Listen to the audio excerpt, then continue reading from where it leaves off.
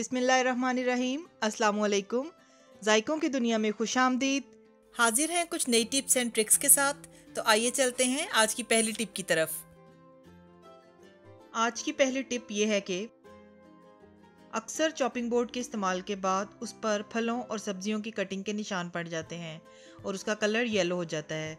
तो उसके लिए 2 से 3 टेबलस्पून खाने का सोडा चॉपिंग बोर्ड पर डाल दें और उस पर इतना सिरका डाल लें कि उसकी एक पेस्ट सी बन जाए और उसको सारे बोर्ड पर फैला दें और 2 घंटे के लिए रख दें। फिर नींबू काट कर उससे रगड़कर साफ कर लें। उसके बाद कोई भी बर्तन धोने वाला साबुन लगाकर स्कॉच ब्राइट की तार से अच्छी तरह रगड़कर साफ कर लें तो बोर्ड बिल्कुल चमक जाएगा।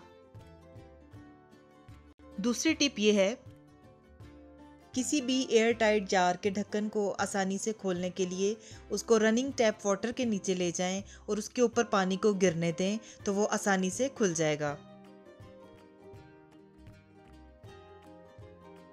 आज की तीसरी टिप बहुत अहम है।